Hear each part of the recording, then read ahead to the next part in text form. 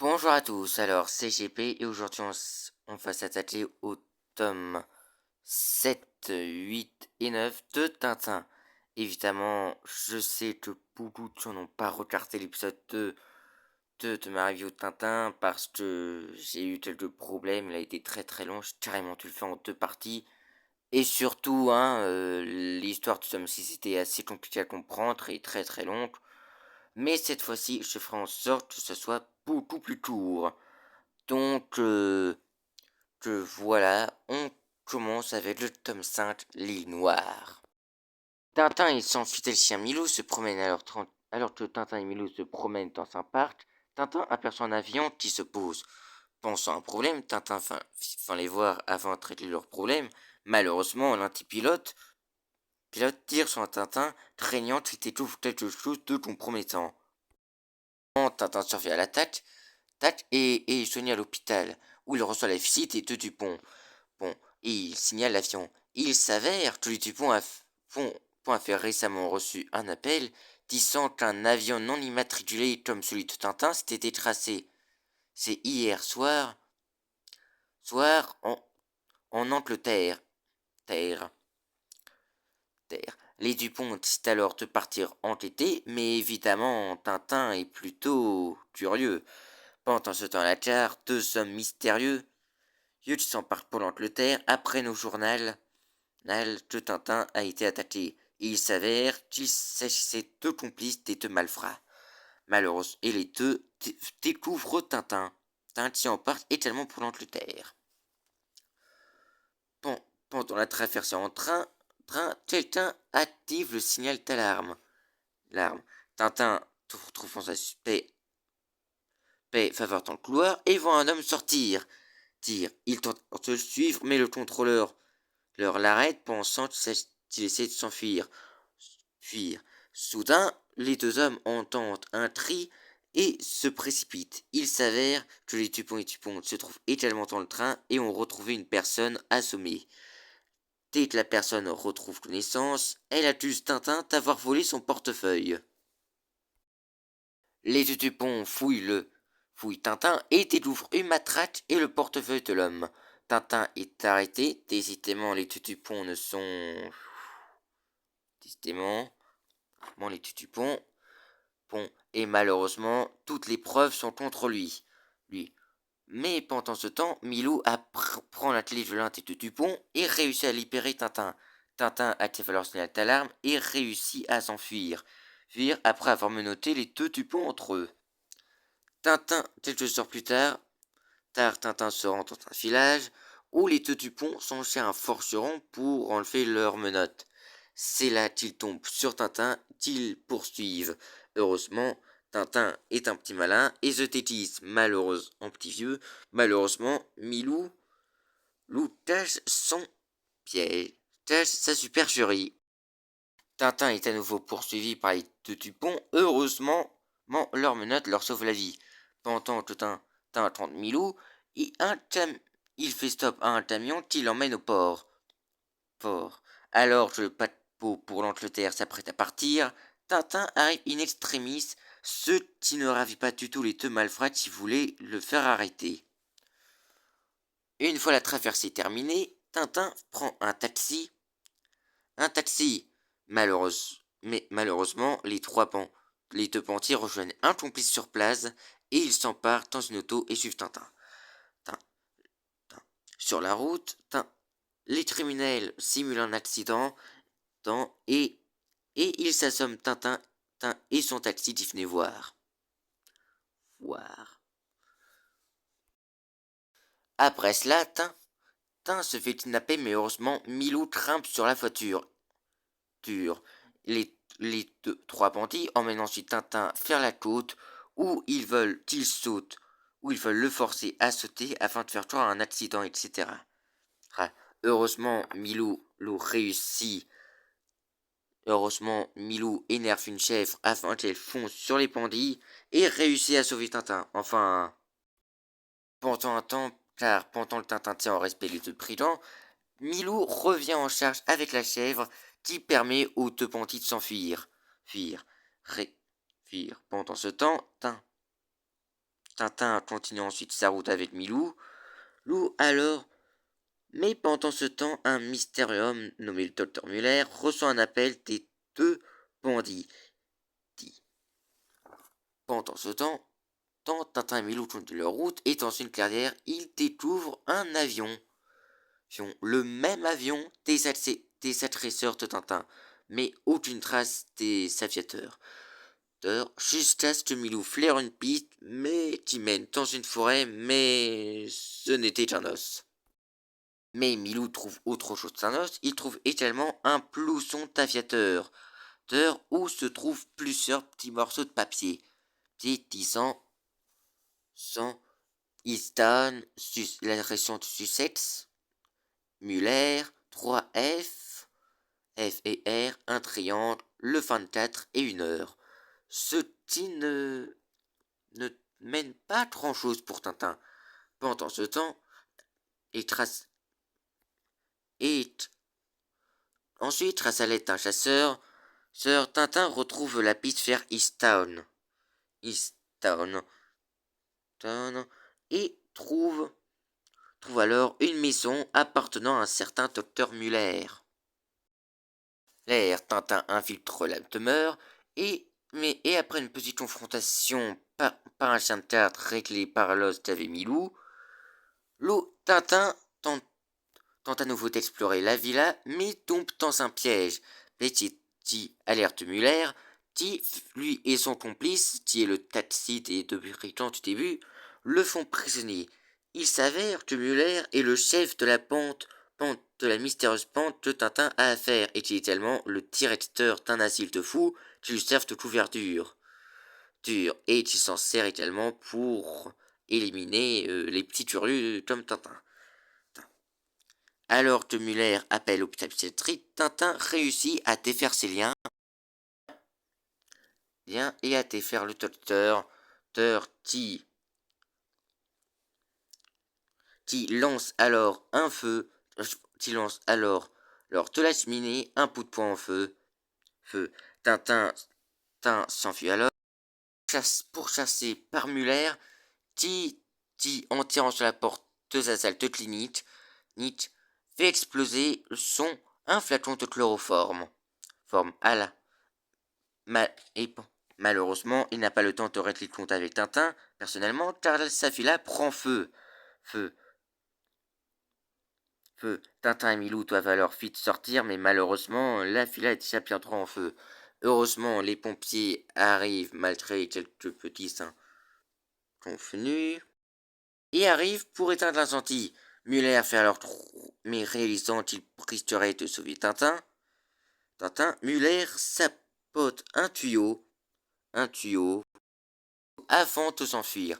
Heureusement, Milou alerte les pompiers qui réussissent à sauver Tintin.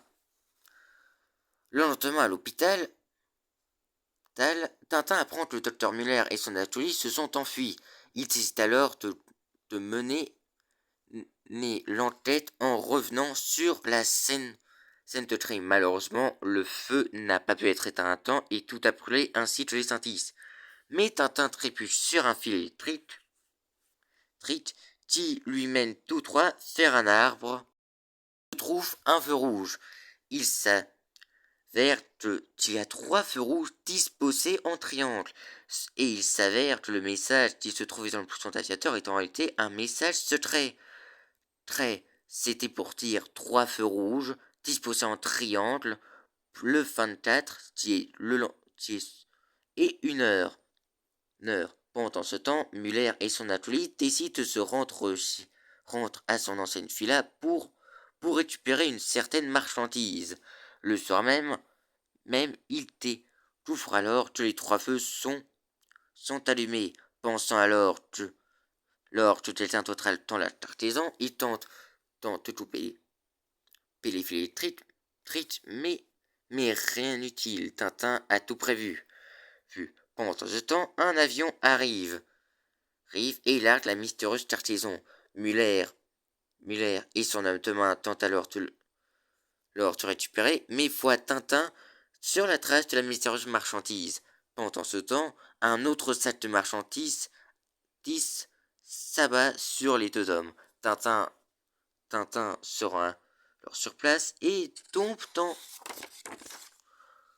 dans son embuscade ratée encore une fois par un, par un sac de marchandises. Muller et son acolyte tentent alors de récupérer la carcasse de s'enfuir, mais Tintin, après une confrontation certes un peu difficile, réussit à faire prisonnier les deux bandits. Il s'avère que Tintin a affaire à une bande de faux monnayeurs dirigée par le docteur Muller. Tintin se rend alors à la recherche des deux sacs, mais malheureusement Muller et son acolyte réussissent à s'enfuir. Tintin les poursuit malheureusement c'est trop tard, ils sont déjà partis en auto. Heureusement, une petite famille arrive et Tintin leur demande poliment de poursuivre les bandits. La famille accepte et Tintin monte dans la remorque. Malheureusement, dans la montée dans une jolie ligne, la remorque se détache de la voiture et finit et s'écrase. Heureusement, Tintin continue la poursuite, apporte avec un autre véhicule, mais trouve leur voiture dans un piteux état. Heureusement, les deux bandits qui ont réussi à s'enfuir et Tintin les poursuit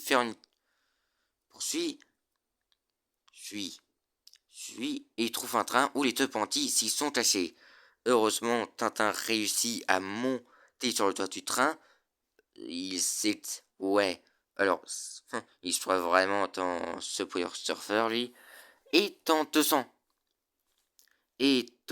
de monter à l'intérieur pour arrêter Muller et son acolyte. Il réussit ensuite à monter d'abord.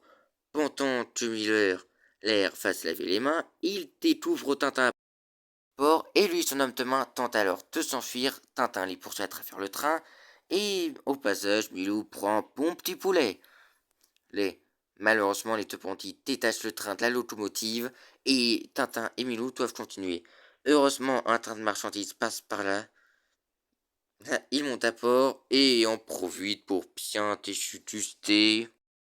Et Milou picole un peu. Tintin, c'est alors que le train de marchandises s'arrête et le conducteur du train complètement être rêvé après être assommé. Mais il raconte à Tintin que les deux bandits que Muller et son homme de main l'avaient assommé, mais avant de s'arrêter et de s'enfuir. Tintin appelle alors Milou, qui, complètement ivre, a un peu de mal à poursuivre le bandit, mais bandit, d'ailleurs, ce n'est pas des bandits qui poursuivent, mais du vin. Mais c'est alors que Tintin est attrapé par une canne où se trouvent les deux Dupont, toujours à sa poursuite l'accusant d'être un voleur de portefeuille. Et évidemment, Muller, l'air s'y trouvait tellement. Les Dupont tentent alors à nouveau d'arrêter Tintin, mais Muller réussit à s'enfuir avec sa marchandise. Tintin explique alors tout au Dupont, qui accepte de lui faire confiance, mais qui l'auront à l'œil. Il s'arrive ensuite faire un club d'aviation où Muller a volé un avion et s'apprête à s'enfuir. Heureusement, Tintin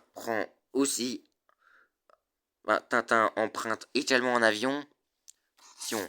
Les Dupont pensant toujours que Tintin est un voleur et réalisant que Muller est un bandit, ils sont prétentionner un avion. Malheureusement, le pilote qui conduit n'est que mécanicien. Pendant ce temps, Tintin poursuit toujours les deux bancs.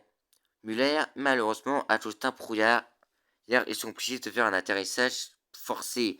Heureusement, il tombe alors en Écosse. Heureusement, un vieux monsieur qui passait par là les accueille gentiment chez eux. Cependant que les pauvres Dupont continuent des petites caprioles imprévues dans le ciel. Pendant que Tintin et Milou, Lou et l'aviateur sont tranquillement reçus chez le vieil homme écossais, ils s'apprennent à la radio que l'avion Fion de Muller s'était tracé, c'est près du village de Tiltoche. Tintin décide alors de s'y rendre pour en apprendre un peu plus. Et une fois arrivé à Tiltoche, il apprend par les habitants qu'il existe une île mystérieuse appelée l'île Noire. Une île hantée où il habiterait apparemment un terrible monstre. Une île où personne ne serait revenu, du moins vivant. Tintin, intrigué, décide alors d'y mener l'enquête. Malheureusement, personne ne veut l'emmener à l'île Noire. Tintin décide alors d'acheter un bateau et se rend à l'île Noire. Qui, on va se l'avouer, oui, je pense que ça a un peu inspiré Fort Boyard. Tintin arrive à l'île Noire et décide de pleurer un vieux château en ruine. Une fois tout en haut du château, il tombe sur un énorme Kouri. Kouri s'avère être la bête dont parlaient les habitants de Tiltoche. Tintin essaie de se défendre, mais contre un Kouri, il y fait rien. Je me demande si on affronte un haut tonto. Pendant ce temps, Tintin et Milou réussissent à s'enfuir et s'enferment. Malheureusement, le Kouri ne se laisse pas faire et tente alors d'asséner un violon coup un Malheureusement, Tintin réussit à s'enfuir, mais le Kouri attrape Milou et il s'avère que le Kouri a peur des chiens, dont Milou. Tintin et Milou se retrouvent ensuite sur la côte où le Kouri les poursuit, dirigé par l'homme qui avait fait accuser Tintin d'avoir volé son portefeuille dans le train. Heureusement, entre Milou, le Kouri laisse Tintin tranquille. Bien sûr, la marée, malheureusement, le Ponty n'est pas vraiment mécontent car il va plutôt laisser la marée tuer Tintin.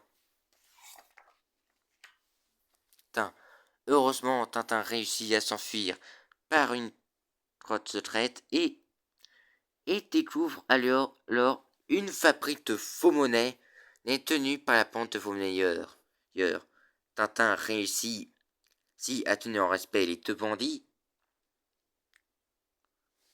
qui avaient certes quelque peu de difficultés comme d'habitude.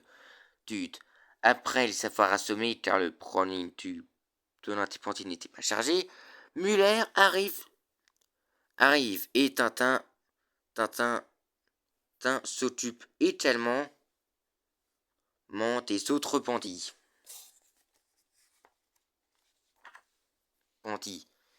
Il explore le château et réussit, sinon sans mal, à mettre KO le 5e membre de la bande.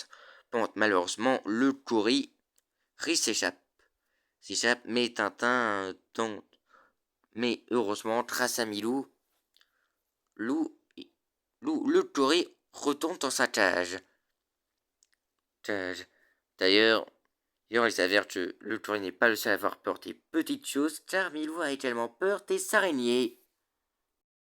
On explore alors à nouveau le quartier général des Pantis et trouve alors le bureau de commande des Pantis ainsi cite une liste de tous leurs complices à travers le monde. Pendant ce temps, les Tupons se retrouvent dans un champ d'aviation et après quelques pirouettes incroyables, ils sont désignés gagnant un concours d'aviation. Enfin bref, Tintin trouve un émetteur radio et appelle la police de Tiltoche et révèle tout et indique ses coordonnées.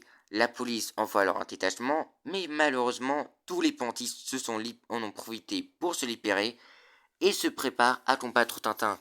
Tintin essaye alors de se défendre, mais malheureusement, les bandits sont bien trop nombreux et Tintin se retrouve à court de munitions. Pendant que la police accompagnée Titupon se rend à l'île Noire. Heureusement, Tintin les met KO grâce à tes pierres, mais ils font plutôt chercher Ranko. Heureusement, Ranko le gorille a peur de Milou et ils finissent par également mettre KO les bandits. Pendant ce temps, les Dupont arrivent à l'île Noire avec la police de Cheetos et font arrêter toute la bande. Bande. Bande. Bande. Bande. Pendant ce temps, Tintin est également innocenté du vol de portefeuille et découvre les avions, les hangars, etc. Il s'avère, et heureuse, et devinez-toi, il s'avère que Ranko le gorille était en fait tout comme un agneau, et Tintin décide d'en faire cadeau au saut de Londres.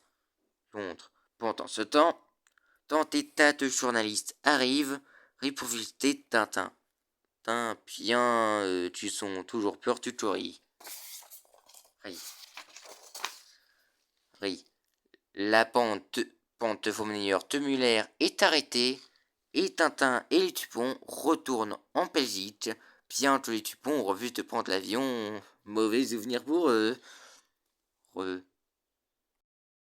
On attaque ensuite le sceptre d'Ottokar, et non Sotokar, car comme vous le voyez là, c'est un T et non un S ou un O ou quoi que ce soit d'autre. Et on commence.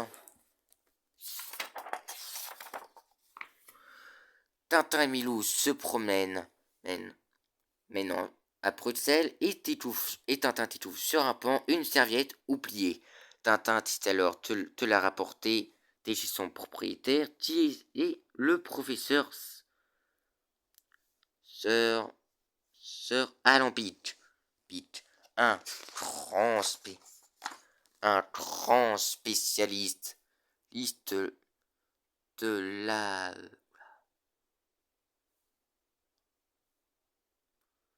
de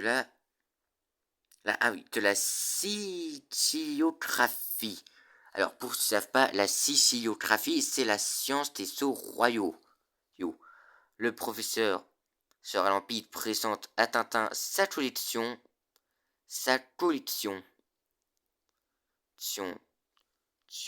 de sceaux royaux et ainsi de sa plus belle œuvre, le sceau Tototar, le sceau de Tototar 4. Le roi de Siltavie, un autre pays imaginaire comme le San Theodoros et le Nueporito. Tout on a vu dans le tome 6. 6 pour ceux qui ont bien compris la vidéo sur les tomes 4 et 6. Enfin bref. Le professeur Lampide propose alors à Tintin de l'accompagner dans son voyage en Siltavie, pour un rapport. Mais Tintin refuse et en n'étant pas vraiment très libre. Dommage. En même temps, il en a déjà trop bien connu de cette aventure. Dur.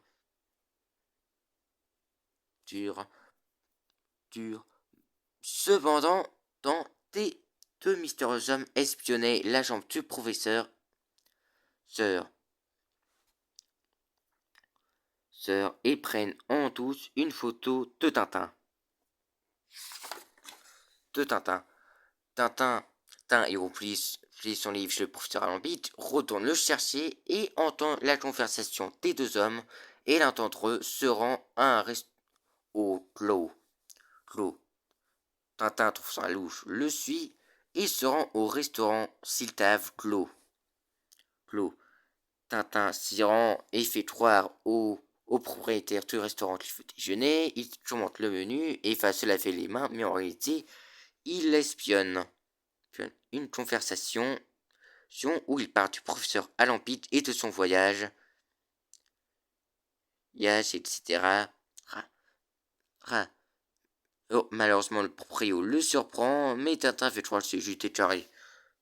Mais le proprio prévient alors les mystérieux hommes après le dîner de Tintin, et on va le dire de Milou, il décide, trouvant ça intriguant, Tintin se renseigne sur la Siltavie. Un fil de son histoire comme étant appartenant à un état de la péninsule des Balkans, conquise au 6e, non, au 11e siècle par les Portures, un peuple de la Porture, un autre pays imaginaire, Nertergé. Pendant ce temps, Tintin reçoit un message de quelqu'un voulant lui donner rendez-vous. Fou trouve ça étrange. Tintin se renseigne à nouveau sur l'esclavie, sur son histoire, etc. Pendant ce temps, quelqu'un sonne à la porte et Tintin découvre un homme assommé, mais devant sa porte.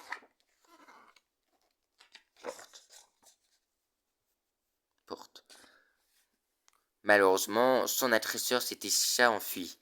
Tintin fit en l'aide au monsieur pendant que les Dupont viennent lui rendre visite. Évidemment, après un petit embrouille, etc.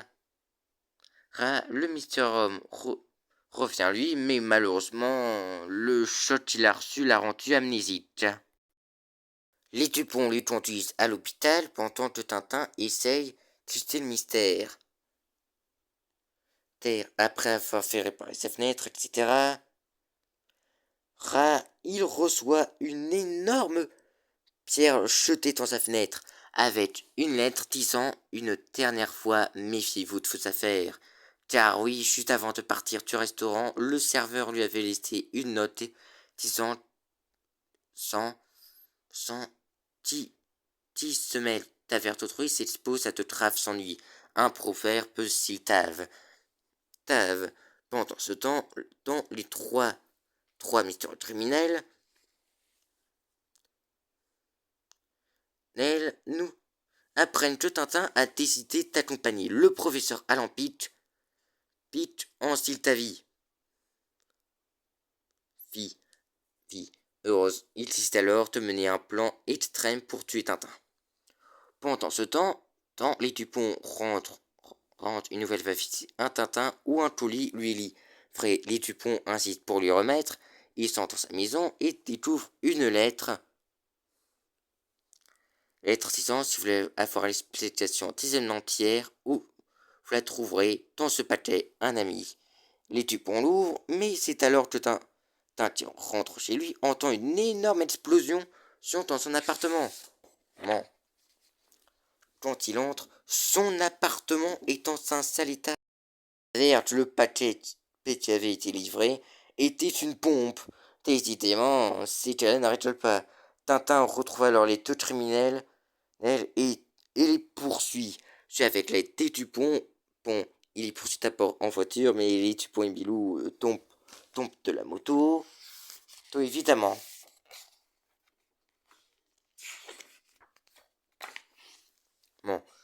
Tintin continue la poursuite seul, malheureusement, il perd de vue les deux criminels. Ils ne peuvent pas plus continuer la poursuite et rentre chez lui. Il dit. C'est alors que tu reçois un appel du professeur Alambic pour lui rappeler tu dois partir demain.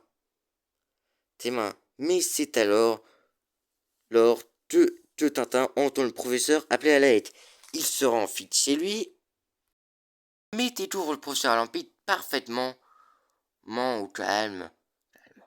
Trouvant ça d'abord louche, Tintin finit par se préparer pour son voyage en Siltavie. Le lendemain matin, Tintin et le professeur Alambic décident de partir en avion pour la Siltavie. Mais pendant le vol, Tintin remarque des choses étranges. D'abord, le professeur Alambic ne fume plus. Ensuite, il voit des petits détails très minuscules alors qu'il est très très myope. Tintin lit une brochure pour la Siltavie et apprend à peu près toute son histoire, etc. Mais bon, ça, c'est pas très important, à part qu'il apprend que la tradition veut que le roi de Siltavie, car la Siltavie est une monarchie, veut que tous les jours de la que tous les jours de la fête nationale Siltave, il se rend dans les rues de la capitale Clow pour qu'il puisse, en honorant le sceptre Tototar, le sceptre royal, sinon il sera obligé d'abdiquer. Mais, mais alors que Tintin trouve l'histoire passionnante, il a plutôt intérêt à se méfier du professeur Alampic, car il trouve ça louche qu'il arrête plus de fumer assez rapidement et qu'il ne soit plus myope. Pendant ce temps, ils s'atterrissent enfin à la frontière. Tintin, pensant que le professeur Alampic est un professeur, tente de lui arracher sa fausse part, mais il s'avère qu'elle est vraie. Les deux emparent dans un avion du gouvernement Mancitave, mais c'est alors que Tintin est déchiqueté de l'avion. Heureusement,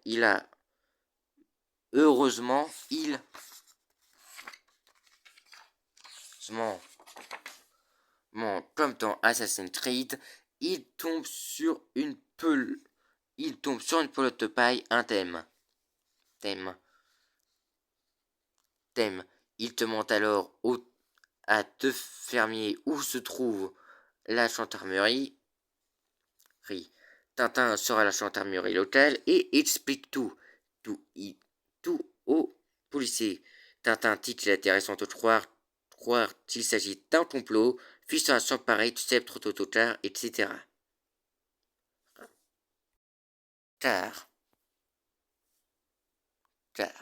le gendarme prévient alors Clos et Tintin décide de se rendre au palais royal pour prévenir le roi du danger qui le menace. Malheureusement, il s'avère que le gendarme qui avait été était en réalité un complice du mystérieux complot. Il prévient alors des chasseurs qui décident d'attaquer la charrette où qui conduisait Tintin à Clos. Les chasseurs menacent de tuer le conducteur de charrette, mais une voiture passe et il s'avère que le conducteur de charrette, qui est Page, révèle que pendant le trajet, il s'était arrêté près d'une autoroute et avait demandé à la voiture qui venait juste de passer de conduire Tintin à Clos. Donc, en gros, Tintin était dans la voiture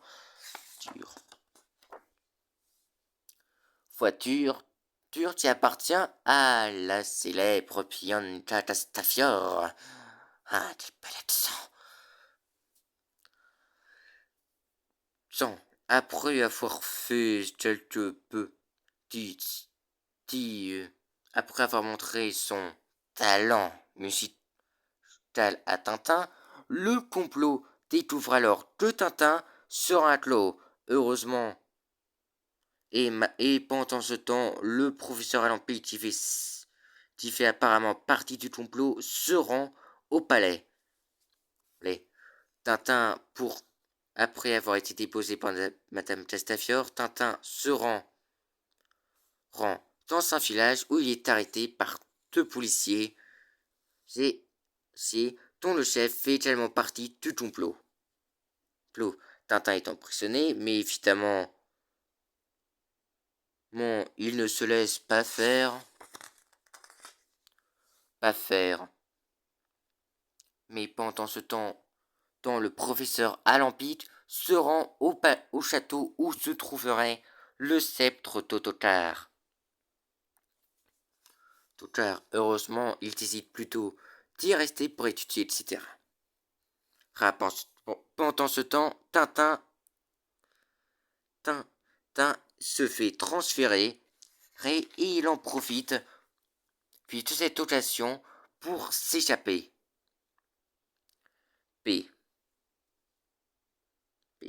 Pendant ce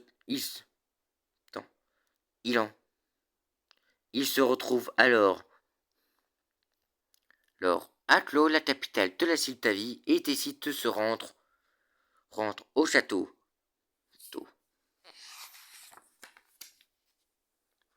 Au château. Après, Tumilou, il voulait un os au sort au musée, etc.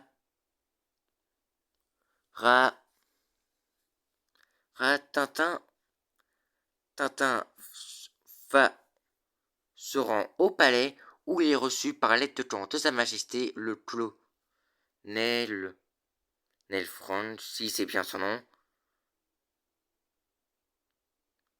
Non. Non, pendant ce temps, un photographe nommé Sarlitz, il s'avère être lui aussi un complice du complot et du complot arrive au château du Septotocar. Explique la situation à l'aide quand tu roi, qui décide de faire accompagner Tintin, mais il s'avère que l'aide de camp fait également partie du complot. Et heureusement et malheureusement, les membres du complot tentent une embuscade à Tintin, mais Tintin ne se laisse pas du tout faire et réussit à se défaire de cette embuscade. Il se rend ensuite faire une exposition où se tient l'opéra de Madame Castafiore qui chante devant le roi. Tintin réussit à s'y infiltrer, mais l'aide de camp qui fait toujours partie du complot. Fait croire au roi que Tintin est un anarchiste. Et le fait arrêter. Tintin est à nouveau transféré, mais le convoi qui le transfère a un accident. Tintin est à l'hôpital et une fois sur pied, il retente sa chance d'aller voir le roi. Heureusement, son aide de camp est avec le roi et il retente de faire passer Tintin pour un anarchiste, mais Tintin met ciao l'aide de camp et explique tout au roi. Roi, tu complot, que la dynastie, tu laisses la vie être en danger, etc. Pendant ce temps, Alampide et son photographe Sarlis prennent en photo les artefacts, etc. Pendant ce temps, le roi qui finit par tuer Tintin l'emmène vers le château où se trouve le sceptre Tototar. Car, dans ce fameux château, Alampide et Sarlis décident de prendre en photo le sceptre Tototar. Une fois arrivé au château, c'était hélas trop tard, le sceptre Tototar a disparu. Le lendemain matin, les Tupon et Tupon sont envoyés pour mener l'enquête. Ils mènent l'enquête, etc. Et on déduit quelque chose. Pour eux, le professeur Lampide et Starlis ont inhalé la tasse soporifique, mais ils se sont mis des mouchoirs sur le nez et ils ont lancé le sceptre par la fenêtre, bien qu'il y avait des barreaux. Mais évidemment, Tintin n'y croit pas trop, car le sceptre aura été vu, à moins qu'il y ait un complice parmi eux, mais aucun carte n'est soupçonné. Pendant ce temps, le professeur Lampide et Starlis se sont échappés avec 4 complices. Les Dupont sont à nouveau chargés d'une enquête, et pendant ce temps, Tintin va en rue et trouve un jouet d'un canon en plomb et trouve enfin ce qu'il s'est passé. Il s'avère que l'appareil photo de Starlist sert également de projeter et un appareil qui a projeté le Septototar par la fenêtre. Tintin se rend immédiatement sur place, là où devrait se trouver le sceptre, mais 2 complices du complot arrivent pour retrouver le sceptre. Et malheureusement, un troisième trouve le sceptre et Tintin tente alors de s'enfuir. Tente alors de récupérer le sceptre. Malheureusement, les 2 autres criminels l'attaquent, mais Milou s'enfuit avec le sceptre. sceptre. Malheureusement, un membre du complot réussit à récupérer le sceptre. Pendant ce temps, les Tupons rejoignent Tintin dans la course-poursuite pour le sceptre Tototar. Ils s'empruntent la voiture du roi et décident de retourner de poursuivre les bandits qui se rendent à la frontière vers la porturie, le pays rival de la Siltavie, touché par les plus tard. Tout. La course-poursuite se continue dans les montagnes, etc.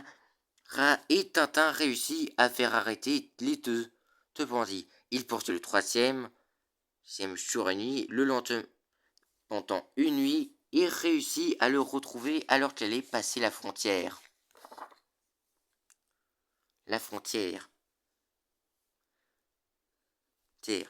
Plus qu'à retourner à Clos et éviter la fête nationale va bientôt commencer.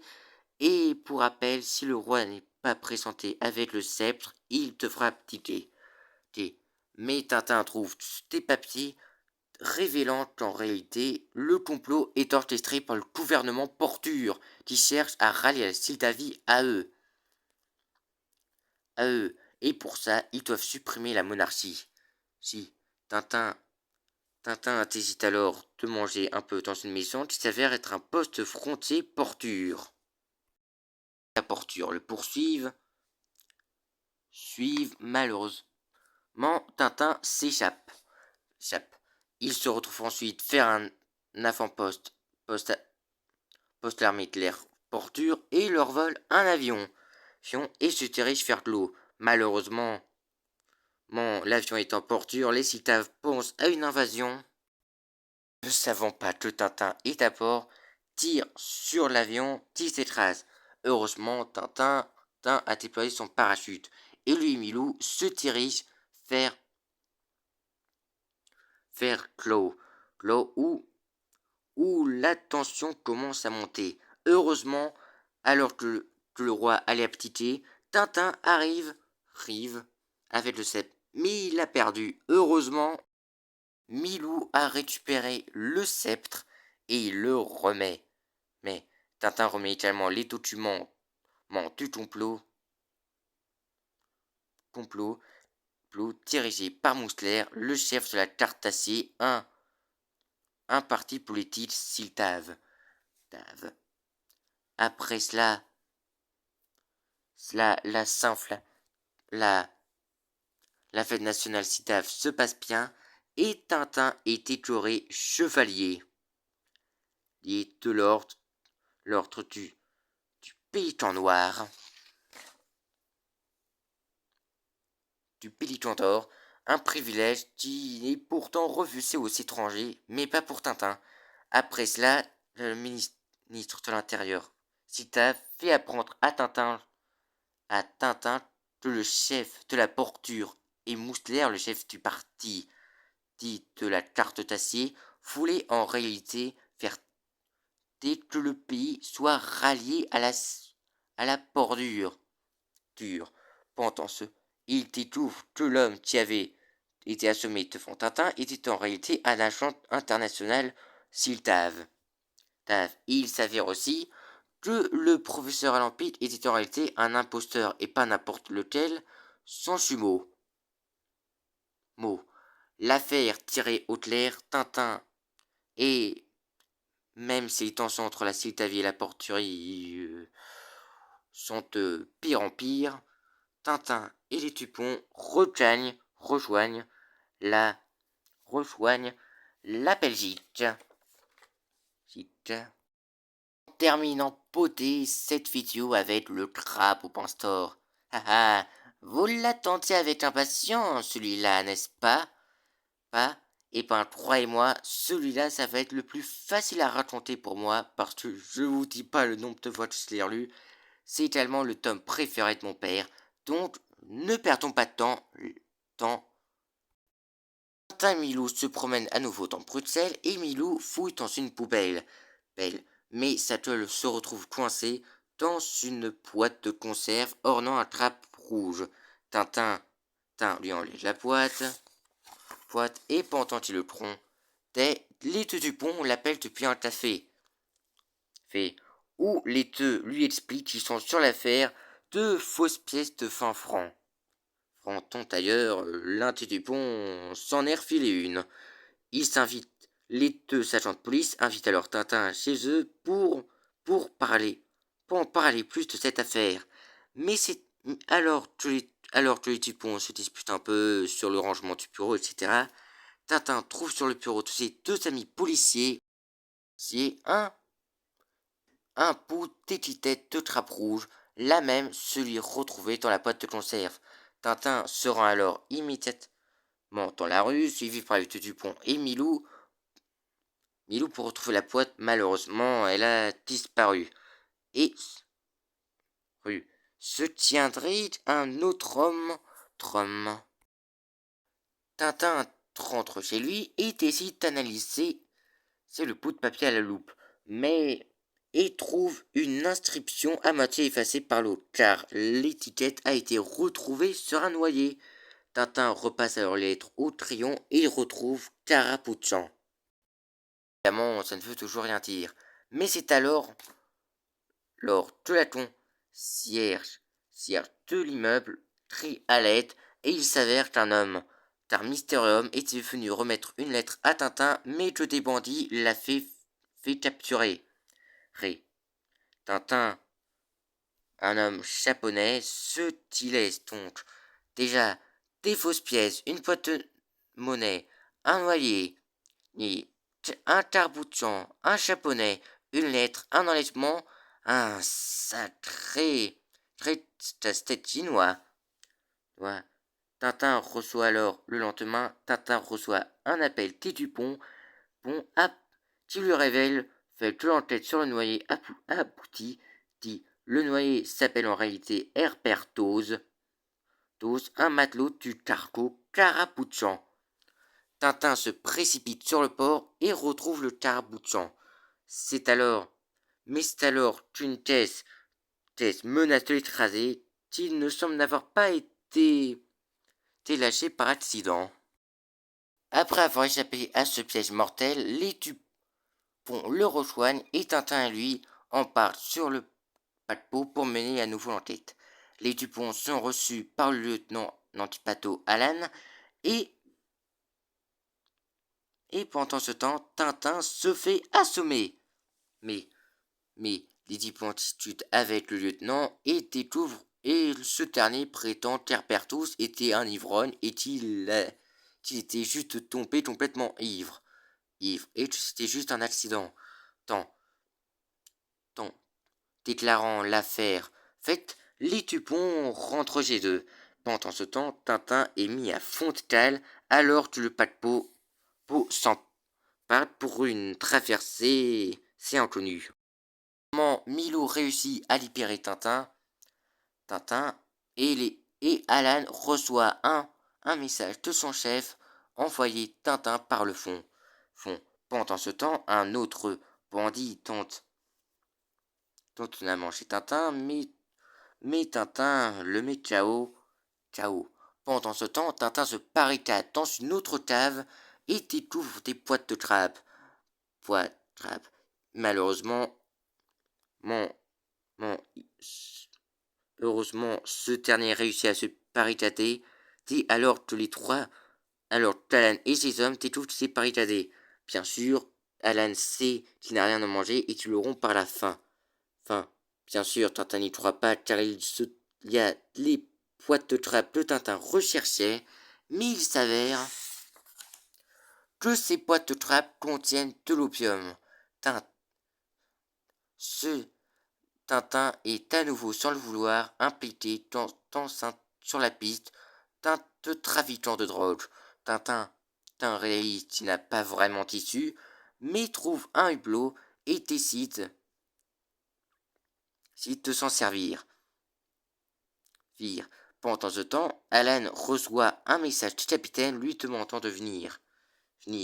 Pendant ce temps, une fois la nuit venue, Tintin décide d'utiliser l'obscurité pour sortir Il lance alors une corde vers le deuxième hublot de la fenêtre réouverte. Hublot qui s'avère être la, la chambre de l'emblématique capitaine Haddock. Ah, faut l'attentier, celui-là. Là aussi, Tintin s'y infiltre et il fait la rencontre du capitaine Haddock et Tintin découvre que le capitaine Haddock est innocent. Il n'est pas au courant que son lieutenant se sert de son paquebot pour son trafic d'opium. Et en réalité, Alan le drogue, car oui, si le capitaine Haddock boit, eh ben, il se rend compte de rien. Rien. Hésite alors de lui faire promettre de ne plus boire d'alcool. Malheureusement, pris de remords, le capitaine pleure, ce qui alerne les matelots, enfin ses anciens matelots. L'eau étant son ivresse, il révèle, sans le vouloir, qu'il avait juré à Tintin de ne plus boire. Pensant que Tintin est revenu dans la cale, Alan et ses hommes se rendent pour faire sauter la porte et tuer Tintin. Mais devinez-toi, il s'avère que Tintin a une mitraillette. Mais en fait, Tintin n'était pas là-dedans. Il se servait juste de champagne. Alan, Alan retourne dans la chambre du capitaine où il découvre que Tintin était caché et qu'il avait mis KO l'homme de main qui avait chargé de surveiller le capitaine. Il apprend ensuite que Tintin et Haddock avaient assommé le radiotélégraphiste et avaient lancé un message radio. Et qu'ils avaient également volé une chaloupe.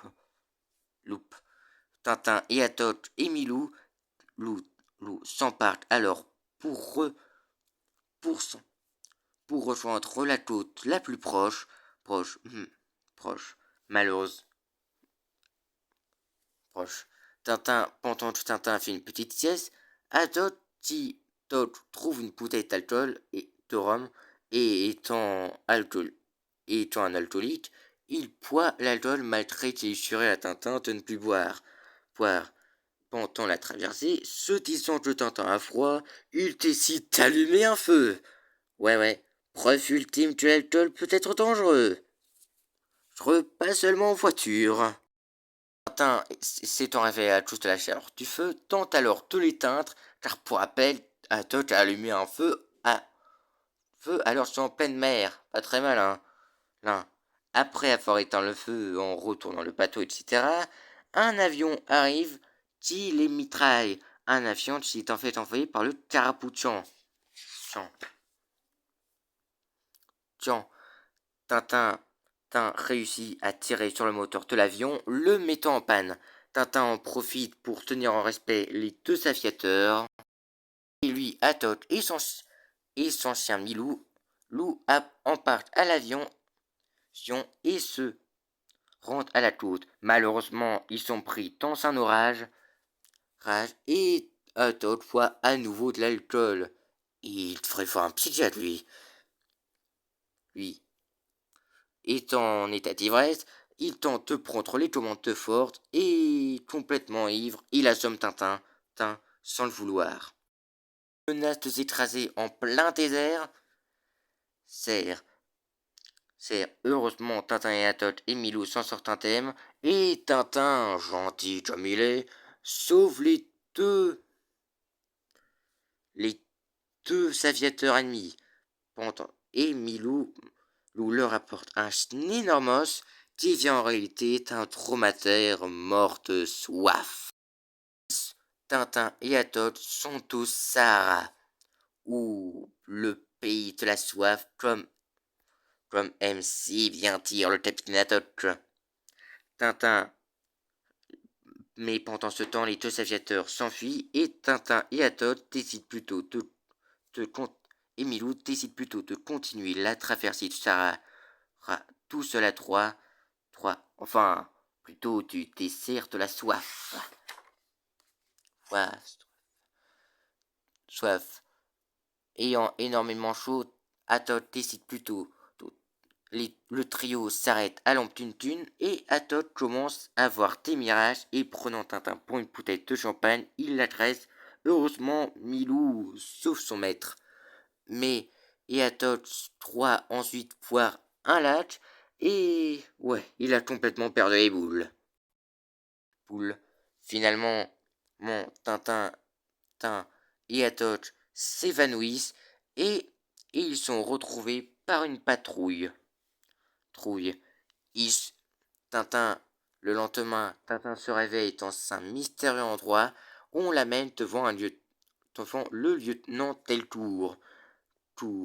D'ailleurs, je crois qu'ils sont. D'ailleurs, je crois. Je... Deltour. Il s'amène ensuite à Doc. Et alors le lieutenant Deltour propose à Tintin et à Doc un verre. Tintin répond qu'il ne boit jamais d'alcool. Bizarre, bizarre, bizarre, dans les tomes un, 2, bizarre, dans les premiers tomes qu'on a vus, il arrêtait pas de boire. Enfin bref, Haddock refuse aussi, hein, trop de mauvais souvenirs. Et alors qu'ils discutent avec le lieutenant Deltour, ils s'apprennent à la radio qu'après la violente tempête qu'ils avaient traversée, de nombreux bateaux avaient aussi coulé, dont apparemment le Carabouchan. Mais bon, Tintin et Haddock n'y croient pas un mot. Surtout Haddock, car pour lui, le Carabouchan n'est pas une petite noix. Trouvant sa louche, il décide de se rendre au port de Bachar, là où le Carabouchan devait s'y rendre. Ils s'y empartent, malheureusement, sur le chemin, ils se font attaquer par des pillards. Après un violent combat, les bouteilles du capitaine Haddock qu'il avait gardées de l'avant-poste explosent, ce qui le met dans une rage. Waouh!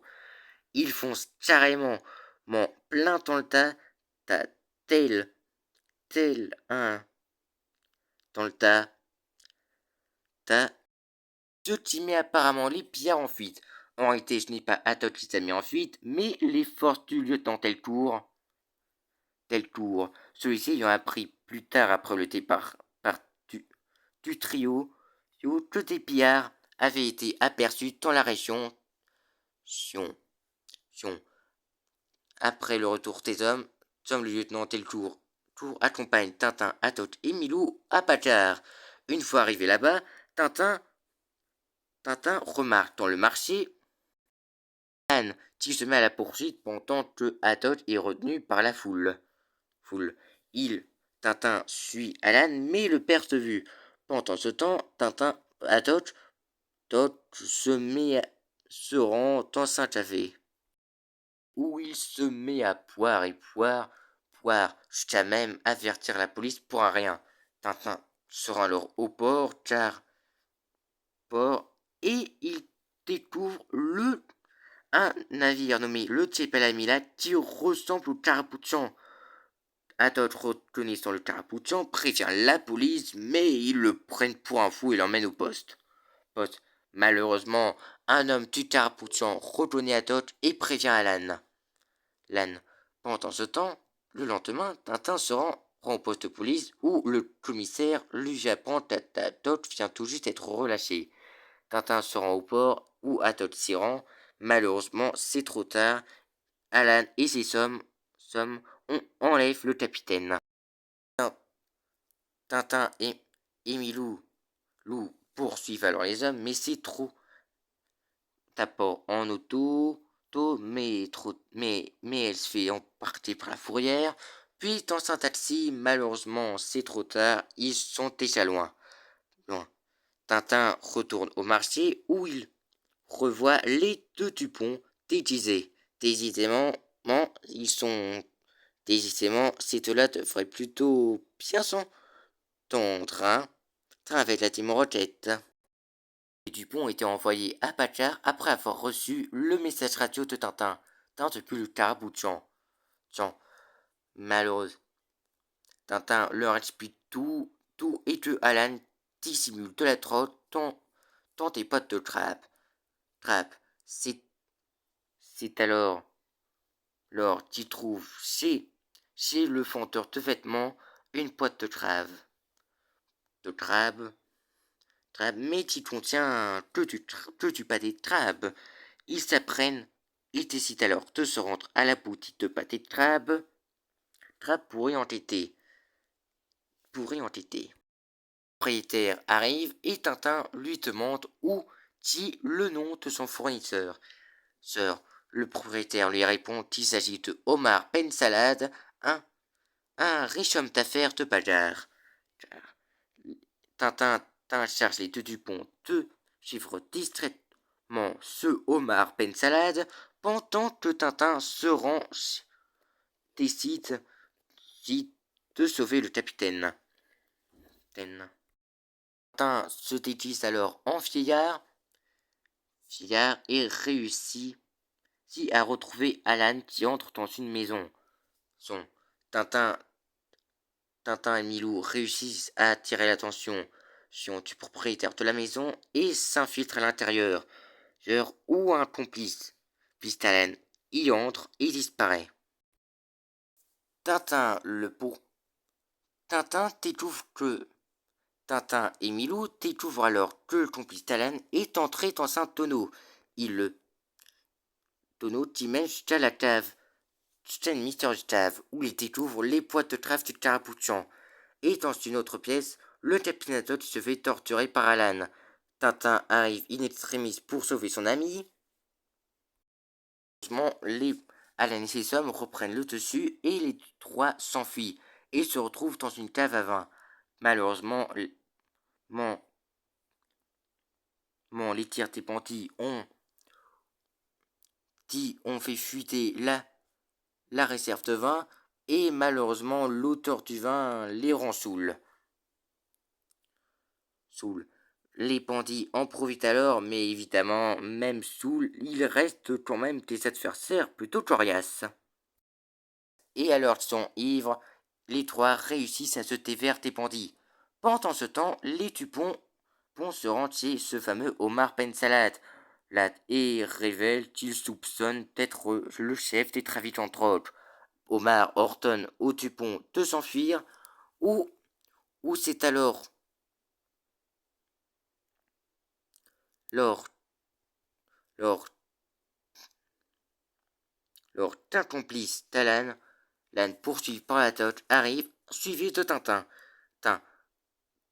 Omar sort un pistolet et révèle qu'il n'est très très bien Tintin. Heureusement, Milou sauve Tintin qui reprend ses esprits.